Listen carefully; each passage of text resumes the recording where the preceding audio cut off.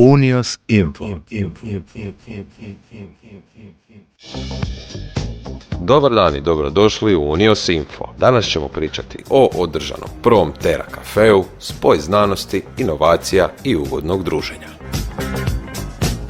Prvi Tera kafe, neformalni susret akademske i poduzetničke zajednice, održan je 10. lipnja 2025. u Osječkom kafeu Davi. Više od 70 sudionika imalo je priliku informirati se o aktualnim temama iz područja inovacija, tehnologije i ruralnog razvoja, razmijeniti iskustva te se povezati u opuštenoj i prijateljskoj atmosferi. Za početak događaja prisutne su pozdravile Ana Šarić, direktorica Tera Tehnopolis, Nataša Bokan, predsjednica tematske radne grupe Žene u ruralnom prostoru, nacionalne mreže zajedničke poljoprivredne politike, te Željka Gudelj-Velaga, ravnateljica Uprave za potpore poljoprivredi i ruralnom razvoju u Ministarstvu poljoprivrede, šumarstva i ribarstva. A kakva je atmosfera bila na prvom Tera kafeu, reći će nam Ana Šarić, direktorica Tere Tehnopolis.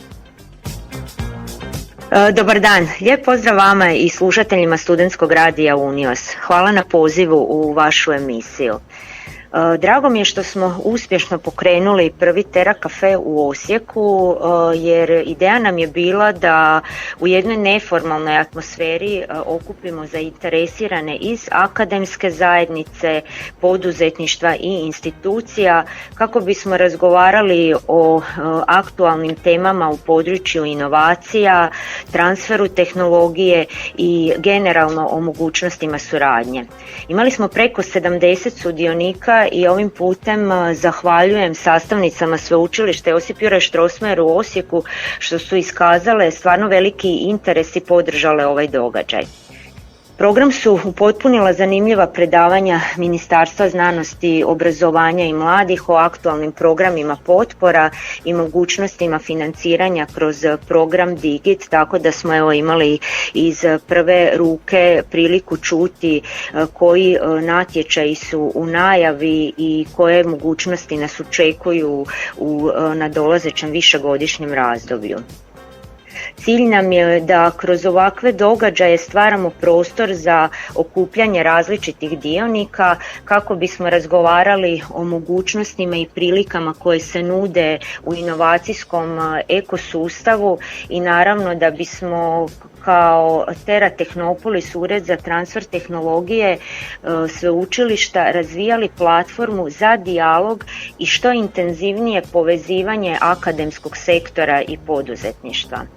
Iskoristila bih ovu priliku da najavim i sljedeći Tera kafe koji planiramo za rujan, tako da se veselimo ponovnom susretu i vašem sudjelovanju.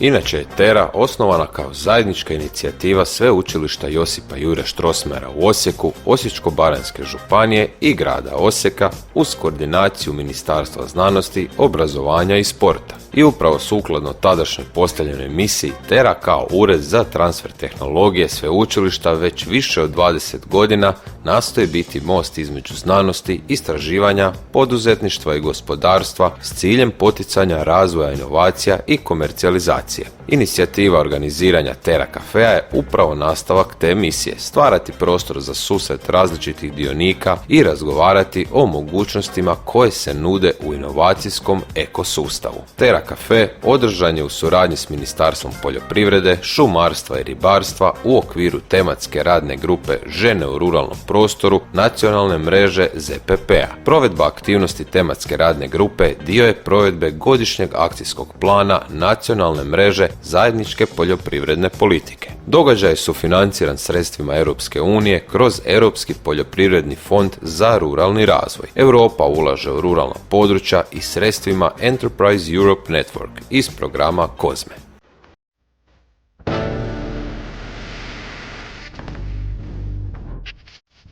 Unios Info.